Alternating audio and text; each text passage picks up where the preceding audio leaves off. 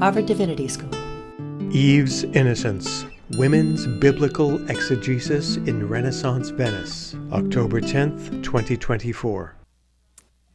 Good afternoon. I'm just going to make a few words of introduction while you're getting your lunch so that we'll have plenty of time for this afternoon's lecture. I'm Ann Braude, the director of the Women's Studies in Religion program, and I'm very happy to invite you to the first of our fall lectures. We have two more upcoming lectures this fall, and I think all of our research associates who will be lecturing during the year are here today, so I'm very happy to see them. On November 7th at noon in this room, we'll have the chance to hear from Ghazal Asif Farooqi. Can you wave, Ghazal? There. Who will speak to us about Hindu intimacies and the Muslim state in Pakistan. We look forward to that event. And then on December 3rd, we will hear from Zahra Mobaleh, who will speak to us on narrating for love and change, reading women's stories in search of a feminist Quranic narrator. And there's Zahra. Thank you. There also is, right there in front of you, you see a clipboard that has a mailing list where you can sign up if you would like to receive notices of future lectures in the Women's Studies in Religion program. We never know if you're here because of your passion for Italian literature or if you want to know about further conversations in Women's Studies in Religion. So please tell us, and we will keep you informed. Today it is my very great pleasure to introduce a distinguished scholar of Italian literature who has come to us thanks to the retirement requirements of the Italian university system, which have allowed us to poach a really wonderful professor emerita of Italian literature at the University of Torino. And this, of course, is Arminia Ardisino. I'm going to say, I have to brag about you just a little bit before you come to the podium. She has two doctorates, one, her PhD in Italian literature from Yale University, and then an additional degree from the Catholic University of the Sacred Heart in Milan. And her research on Italian literature has a special focus on the relationship between the history of ideas and religious experience. And we're very happy that she has turned these formidable talents and training to the topic. I think this is one of the best lecture titles I've ever heard on Eve's Innocence, ? Women's Biblical Exegesis in Renaissance Venice.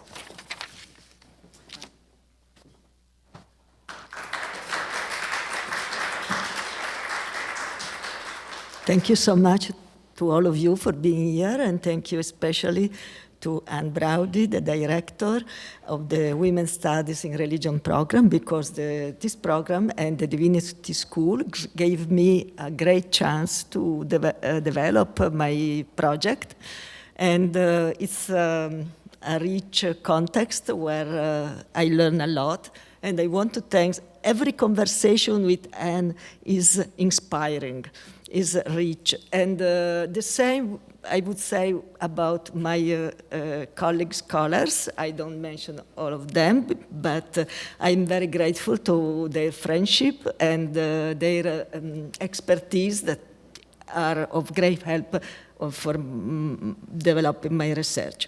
And last but not least, I would like to thank the officer. She's not here anymore, Tracy Wald. She's always behind us, but she's very important for us. So, here you can see a wonderful illumination by a liturgical book that is now in the Bayerische State Bibliothèque is dated 1489, and it shows the opposition that will be not really the topic of my talk, but the topic of many discussions in the history of Christianity. The Virgin Mary is represented here, giving the Eucharist to the church. So it's not only her, but even the church. And Eve is on the opposite, giving the apple to the people and the evil. Even the tree represents the opposition between salvation and death.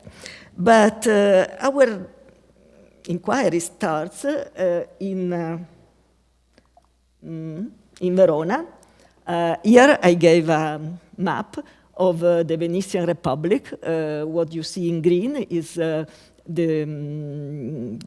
properties of the Serenissima, and that goes from Greek island to the land, and here is Verona, where our story starts. But our story starts really with education. At the beginning really was the chance for women to be educated. And I'm glad that Professor Friedrich in the convocation talk gave so much importance to education. It's what it will come out from my talk. In Verona, a century after Romeo and Juliet's love story, and a century and a half before Shakespeare was retelling it, we find one Guarino from Verona, or Veronese, scholar that was born in the city but traveled to Constantinople to learn Greek, taught in Florence and in Venice, and spent 10 years teaching Latin and Greek from 1420 to 1429 in his city, before becoming a professor, or better, a lettore, at the University of Ferrara. The University of Ferrara maybe today doesn't say anything to us, but was a leading university in Europe at the time. In fact, Copernicus got his degree in Ferrara. Isotta Nogarola, here is Isotta Nogarola, and her sister Ginevra benefited indirectly from his teaching. The two sisters, supported by an illiterate mother, learned Latin from Guarino's friend Martino Rizzoni, who was the most qualified teacher in Verona at the time, and well connected to Guarino and other distinguished literati of the period. The sisters both became so familiar with Latin writers that they could read and interpret them in a way which was uncommon for women of the time. Ginevra's notes on Latin text can be seen here in the margins. In a manuscript of Justinus' works that now is preserved near us in Beinecke Rare Books and Manuscripts Library in New Haven, Connecticut. This codex shows her cleverness in understanding and relating to Latin text and literature. But our focus is on Isotta.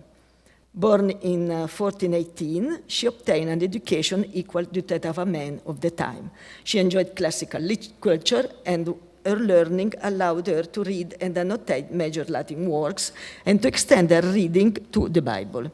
She even enjoyed literary exchange with important scholars of the time, and she refused either to marry or to enter a convent, which were the typical paths for a woman in the period. She preferred to stay with her mother first, then in her brother's house, but at the end of her life, the brother was not happy to have her in the house, so she was hosted by the friend Lodovico Foscarini, so the end of her life was not very happy. This choice probably earned her a renown and a recognition unusual for a married woman or even for a nun, to the point that she is recorded as the first woman to give a public talk in dialogue with a man. This dialogue is the beginning of our inquiry.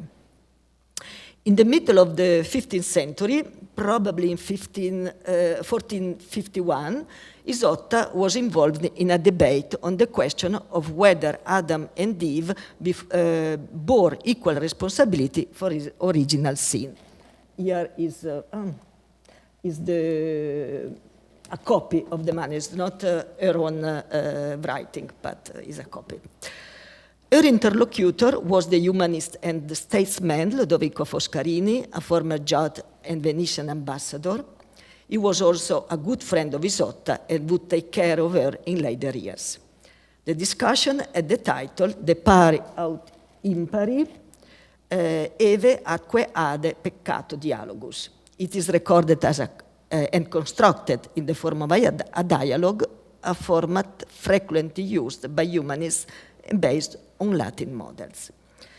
A letter by Matteo Bosso, it's a later letter, is the only document giving information on the event. From this, it is possible to conjecture that the dialogue originated in a public dispute, although neither the place nor any organizational details are given.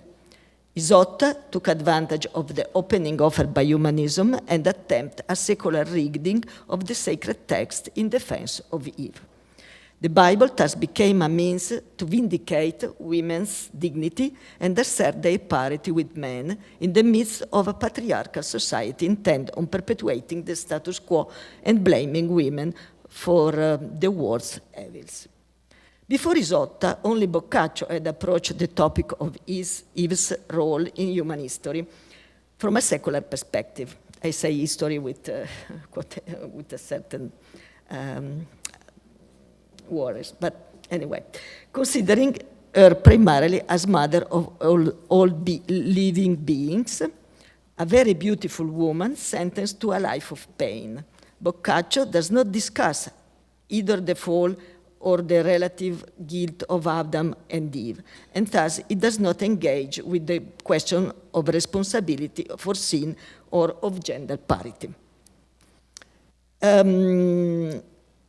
Half a century after Boccaccio and half a century before Isotta, Christine de Pisan, who was born near Bologna, maybe Christine de Pisan is the better known woman among those that I deal with today, she wrote only in French, but she was born in Italy, near Bologna, although she moved to France when very young with her father, a physician of King Charles V. Christine de Pisan challenged the traditional interpretation of sin by defending Eve. She considered Eve less guilty than thanks to her naivety. She says that because simplicity, I quote, without hidden malice cannot be considered deceit. Even this reading does not look at the complex problem created by the role attributed to Eve in the fall and the unbalanced relationship then established between men and women. The defense offered by Negarola is more systematic. She suggests new interpretative possibilities which cleanse Eve of the infamy which she received from traditional biblical exegesis. Foscarini begins the dialogue stating that Eve was more responsible than Adam for the fall. He accuses her of wishing to be similar to God and of enticing Adam to do wrong, and says that her guilt is shown by the fact that she received the harshest punishment. Isotta consequently laid out an interpretation of the complex passage of Genesis with the aim of declaring Adam to be guiltier than Eve. She maintains, as did Christine de Pisan, that Eve is less guilty because she ate the fruit due to her natural fragility of character. Was Adam who disrespected God's command, as stated in Genesis 2:15-17. Her error would not have had consequences if Adam had not eaten. She acted only because she was weak and inclined to pleasure. In fact, God passed his sentence only after Adam's sin. Therefore, he would never have damned the progenitor if the man had not fallen. Even St. Paul had written that if Adam had not eaten the fruit, they would not have fallen. Isotta therefore states that Eve was no danger to posterity, but only to herself, but that Adam spread the infection of sin to himself and to all future generations. Eve's frailty becomes her defense. Isotta's effort to examine the deeper reasons that lay behind the action and then to defend the behavior of the mother humanity represents a new interpretation of Genesis. This new interpretation makes the supposed natural differences between the sexes of central importance, overcoming the medieval scholastic methods of interpretation without exploring the philological and humanistic ones. Isotta therefore suggests that it was a complicit relationship in which the progenitors were equally guilty. She invokes patristic authorities such as Augustine, Ambrosius, Gregory the Great, and even broaches the topic of the rebellion of the angels, which supports the importance of the question of the fall. The weight of the guilt is attributed to Adam, according to Isotta, because Eve was weak, inconstant, ignorant, and therefore excusable, while Adam scorned a divine command and so committed the more serious transgression. Adam had great understanding than Eve, so bore greater responsibility when they both sinned. Indeed, his sin required the incarnation of Christ. God made man to be remedied. Above all, he was endowed with free will, and so was independent and responsible for his own acts. But above all, it is worthy of notice that Isotta maintains that Eve's desire for knowledge is a principle which renders women equal to men, and it is less heavy than Adam's transgression.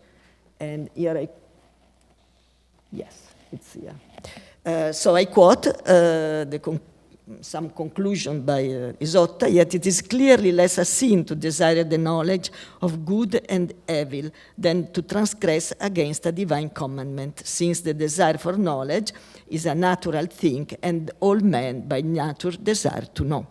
Eventually, the dialogue affirms Eve's desire for knowledge as positive, an Aristotelian idea extended to women. In Isotta's version, Eve's desire for knowledge is confirmed as legitimate, and it should be forever, as it should be for every human being. The defense does not humiliate the women, but it is a paradoxical defense which ultimately establishes the imperfection of women.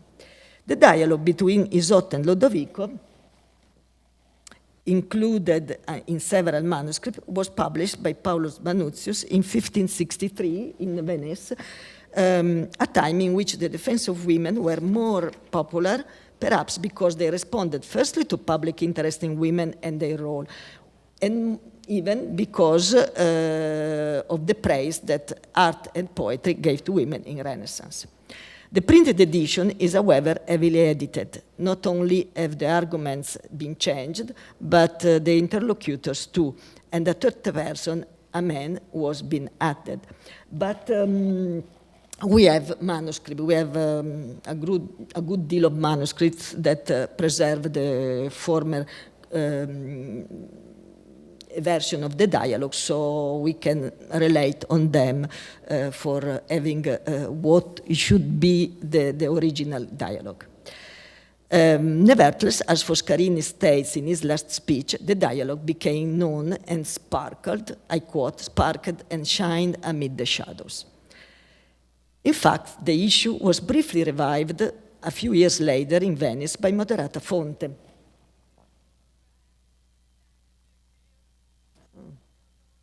Okay.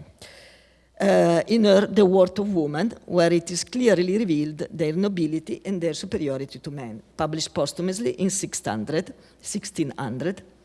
Moderata Fonte, whose real name was Modesta Pozzi de Giorgi, but who chose a professional name suggesting her to be a modest poetic spring, was first an autodidact. She learned how to read and write from her brother's books and exercises.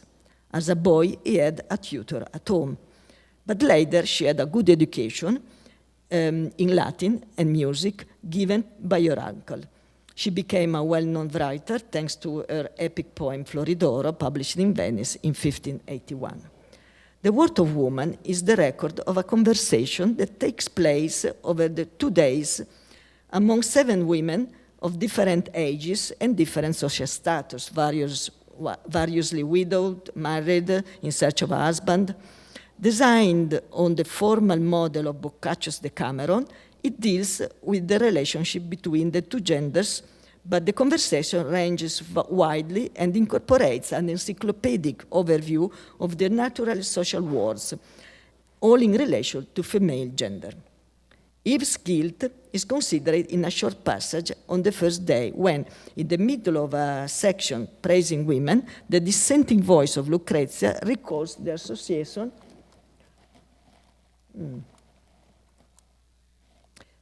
donna, danno, so women like damage.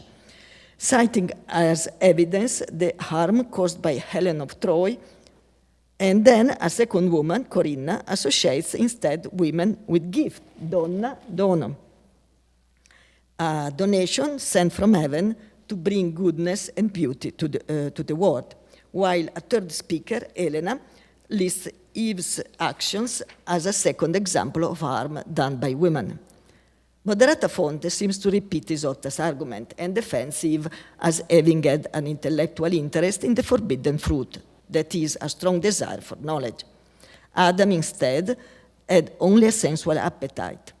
Moderata agrees with previous interpretations that God punished the ancestors after the fall of Adam, not after the transgression of Eve. In her interesting synthesis of classical literature with biblical readings, Moderata Fonte shows a clear awareness of women's dignity and right to equality.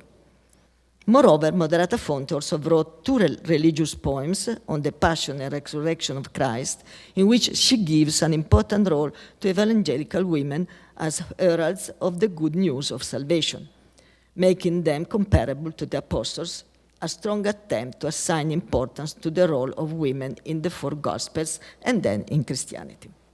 But let's go back to Eve. In the same year in which the work by Moderata Fonte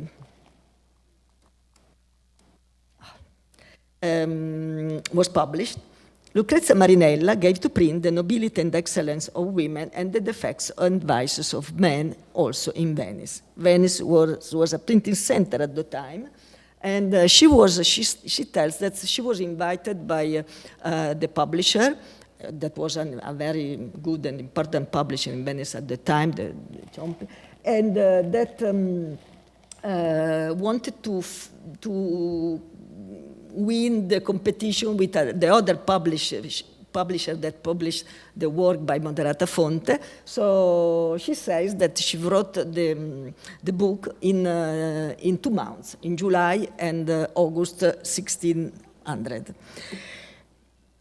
Lucrezia Marinella was really the daughter of a physician who gave her a broad education which encompassed medicine and alchemy, as well as literature and philosophy. Her argument in defense of women is based on the superiority of women's body, from which women's moral excellence follows, leading in turn to their intellectual superiority.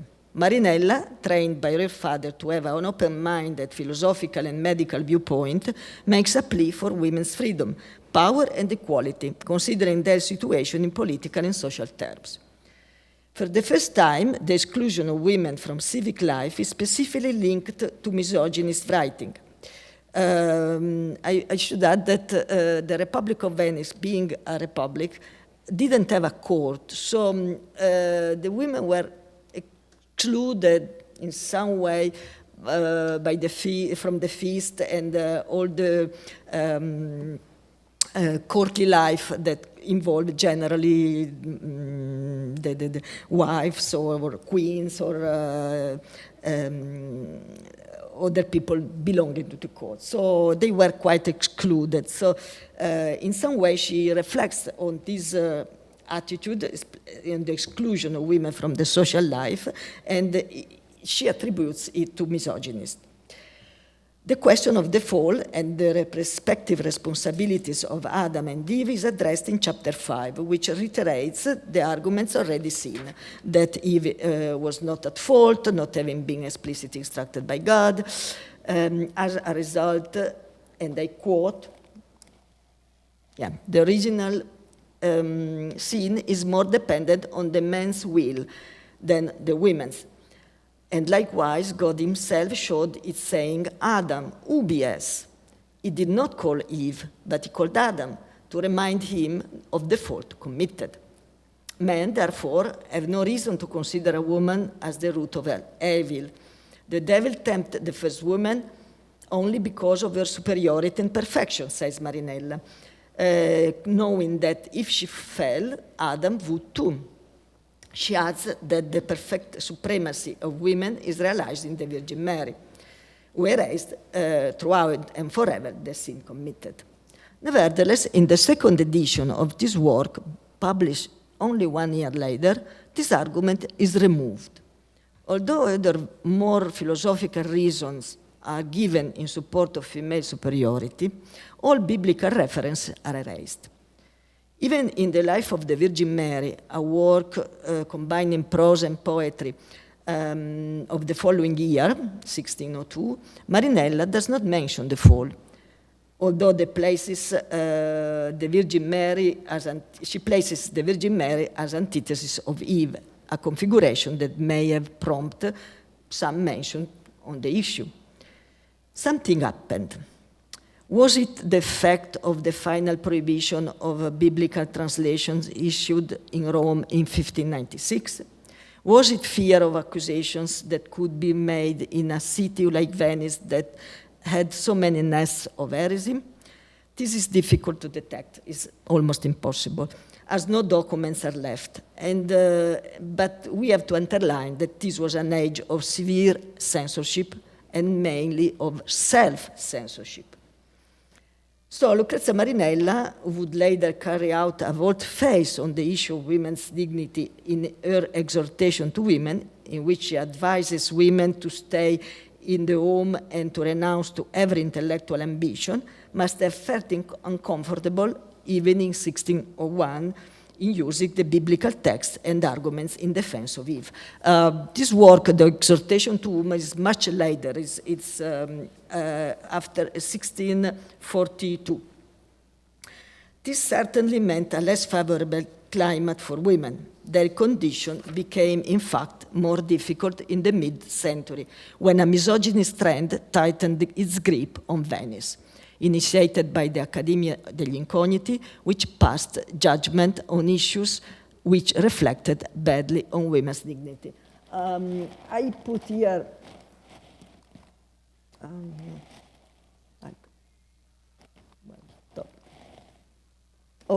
the emblem of the Accademia degli Incogniti, because we have to talk about them more in the following pages. Okay. But let's go back to women writers. This was exactly that misogynist word of the Accademia degli Incogniti, the environment which the first woman I shall discuss was fighting. The most skilled author of the four that we consider, Arcangela Tarabotti, was a nun who, in the middle of the 17th century, vehemently attacked the patriarchal custom of condemning women to the convent to safeguard familial wealth. Born as Elena Cassandra, in 1604, she entered the convent of Sant'Anna in Castello at the age of 12 to be educated. She was then induced by her family to become a nun, taking her vows as Benedictine in 1620 with the name of Arcangela, and living the rest of her life faithfully in the convent. But in the convent and from the convent, she could weave intellectual relationships, as witnessed by her collection of letters, including professional friendship with the leader of the Academy of the Incogniti, Giovan Francesco Loredan. She devoted herself to writing with exceptional results, receiving the attention of the literary world in Venice and abroad, across Europe as well as in Italy. Her pamphlet, That Women Are of Species of Men, Defense of Women, I gave here the modern cover because I couldn't find the one issued in 1651. But this book was probably published abroad, but recently this this publisher has been considered wrong, so some scholars suggested that was probably published near Venice, but we don't know for sure, so it's not a serious question. She published it under the fake name of Galerana Barcitotti, and because it contains a strong and articulate answer to respond to the pamphlet. I always, sorry, I made, okay, no, yeah. To this pamphlet, che le donne non siano della specie degli uomini, so women are not of the species, human species, that was the Italian translation by this Orazio Plata, that is unknown, is a fake name also, published in 1647, of this pamphlet published in 1595 in Germany, in Frankfurt, that support the thesis that women are not human beings, but are another species between men and animals. So this pamphlet, a terrible pamphlet, was contradicted in the same year by a Lutheran priest, Simon Gedicht. By the way, this one is anonymous. Scholars have detected this name, Valens Acidalius, but it is not sure that is. But Simon Gedicht wrote a contradictory essay saying, affirming the opposite, and both the translation and the original text have been declared prohibited by the Catholic Church very soon, because of the thesis so extreme that they supported.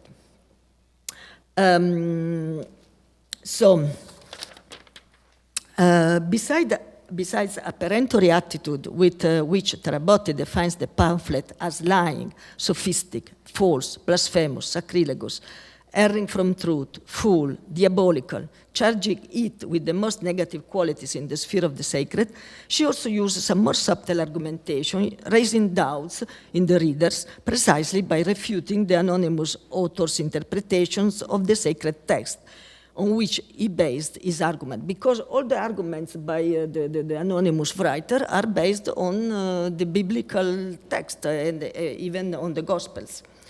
It primarily concerns human interpretation of text, so it's the work done by Arcangela Tarabotti is an hermeneutical effort to interpret differently and to show the mistakes that the anonymous author made in interpreting the sacred scriptures. So she also relies on the fact that differences of interpretation had been the object of long debates and had made readers accustomed to possible divergence of opinion.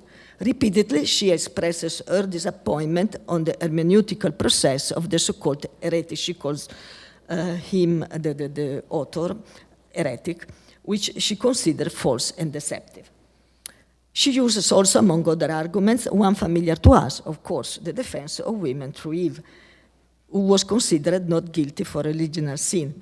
She argues using St. Paul's words, per unum hominem peccatum intravitim mundum, so she states that man made sin first. Thus Adam alone is responsible for original sin. Eve was not aware of God's prohibition on eating the fruit as God expressed it before she had been created. Tarabotti follows her antecedents, but with lively consciousness of self-awareness and a broader aim. She defends women's freedom to choose their own path in life, seeking to encourage doubts about harmful, entrenched practices and the male control of so many spheres, even salvation. As her argument springs from close consideration of the scriptural text, the authority superior to any earthly authority, from which the Venetian rulers, no less than the church leaders, derived their laws, she feels supported by God. In fact, her arguments do not arise from skeptical attitude to our truths, whether philosophical or methodological, but arise from confrontation with an authority beyond the human inquiry, and an entity considered absolute, therefore to be trusted. Even if she was quite learned and in touch with the Venetian academic milieu, she was mainly moved by a search for equity which could challenge the inequities which faced women at the time. She was looking for an absolute truth which could be found only in the transcendent entity in which she believed. Her first effort as a defender of Eve was made mainly in the earlier book, Paternal Tyranny. It's here. No. Why? Oh, Paternal Tyranny. That was published after her death, so was posthumous. This is the frontispiece of the first edition that was issued in Leiden, the Netherlands, under the name of Galerana Baritotti. And it brings the title that was not given by Arcangela Tarabotti, who gave the title Paternal Tyranny. And contemporary modern editions in English preserve the title Paternal Tyranny. The Italian edition preserved the title given by the publisher in 1652. So this was the first defense of Eve that she wrote, but went to print much later, and with even the risk of the loss of the manuscript. The book is dedicated to God, as the only one who can defend the author, as she exposes a truth that nobody wants to see.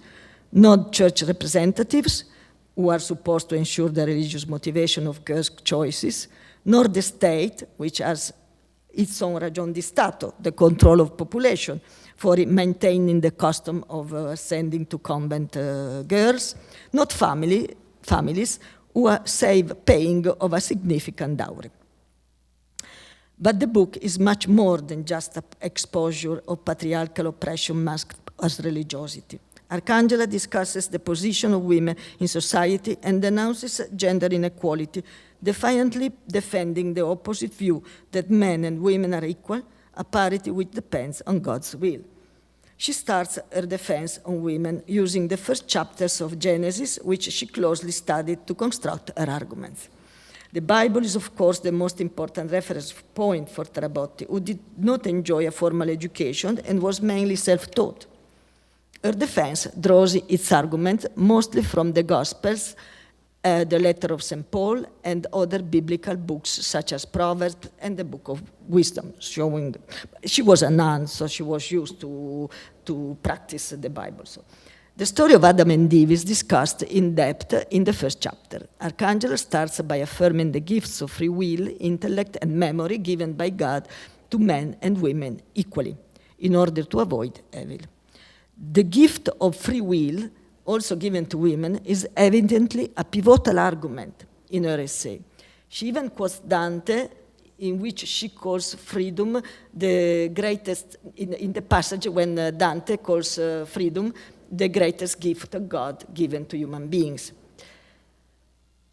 Women, being created in heaven as final creature, is the most perfected of everything, a companion of all perfections, states Arcangela.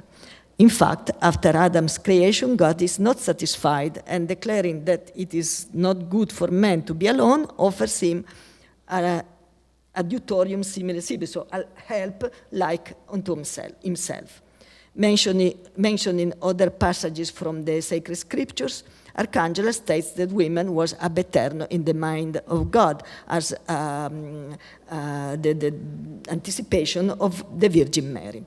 She concludes, woman is nobler, more refined, stronger, and worthier than men. It is sufficient to consider the matter from which their bodies are made, dust for men and hard bone for women, to perceive the differences.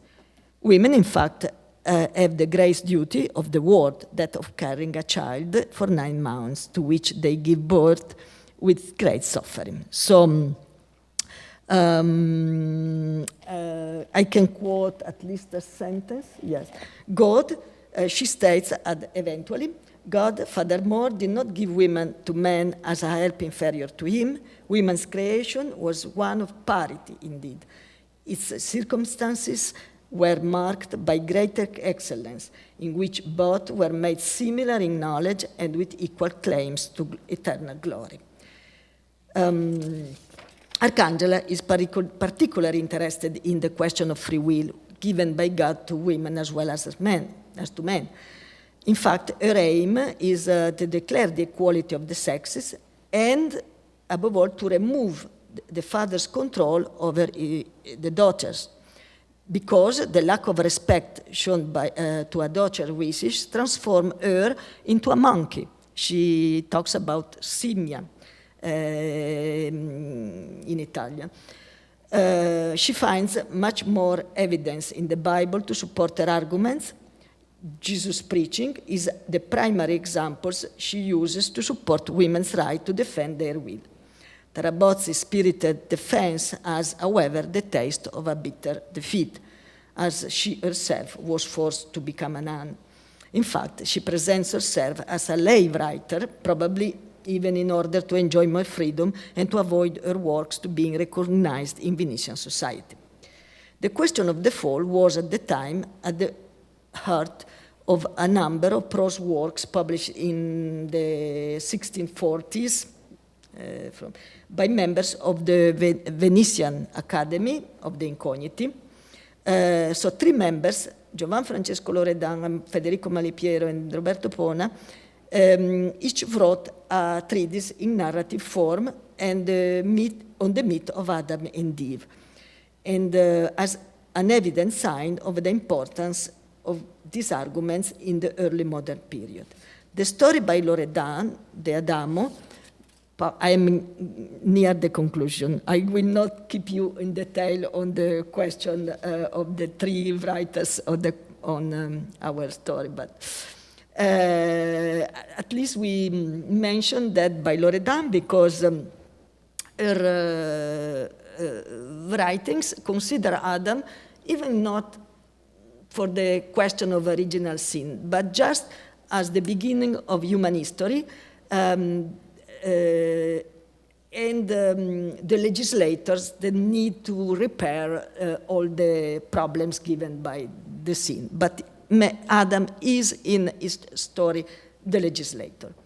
So Loredan's writing looks to the past, so a kind of history, revealing a present obsessed with besmirching women, as is encapsulated in this observation. I quote, "The more women is estranged from her husband, the nearer she is to sin." His writing was aimed at an audience, that of the Incogniti, among whom misogyny thrived. Loredan adds the details of Adam's refuse, details on the history, Edenic history, say that Adam refused the apple, which is not in the biblical stories, not in Genesis, perhaps to create a more movementated plot, but perhaps even in order to transfer more responsibility to Eve. Unfortunately for Italian women, biblical exegesis in their defense was of limited impact, not only in such a new feudal context as Venice in the time, but across the peninsula.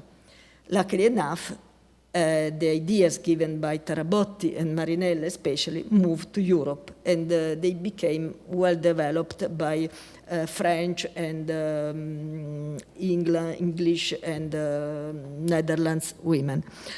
The overcoming of social inferiority and exclusion came in Italy from another direction, based again upon culture and learning. Only 3 decades later, after Tarabotti's writings, at the Venetian University of Padua, Elena Lucrezia Cornaro Piscopia received her graduation in 1678. She is known as the first woman in the world to gain a university degree. She took her degree in philosophy, not in theology. She wanted to graduate in theology, but she was not allowed.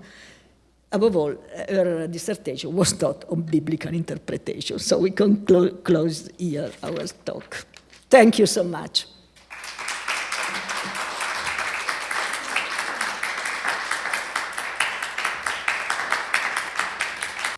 I'm so struck by the radicalism of the women that you described and the loss of those voices moving forward. I mean, this is the women's history that unfortunately we learn over and over, that women engage the Bible, they engage religious texts, they find liberating messages there, and then those voices are lost or suppressed, and then it has to be reinvented all over again, 50, 100 years, 500 years later, and it's the loss of these voices.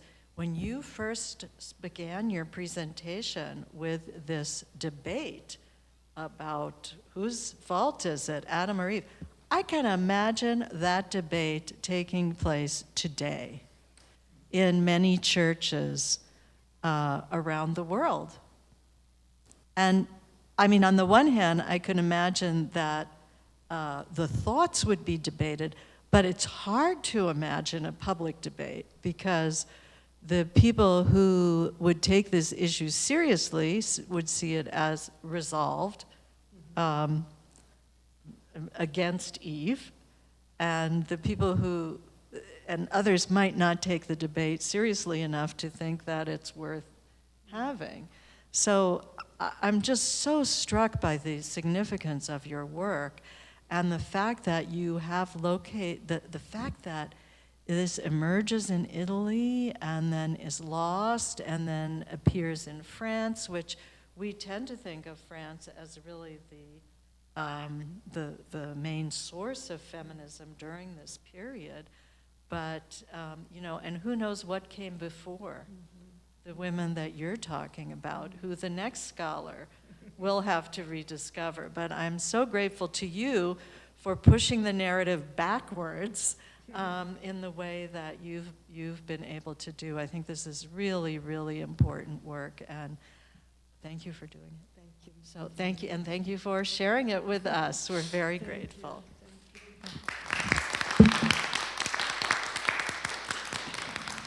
Sponsor, Women's Studies in Religion Program. Copyright 2024, the President and Fellows of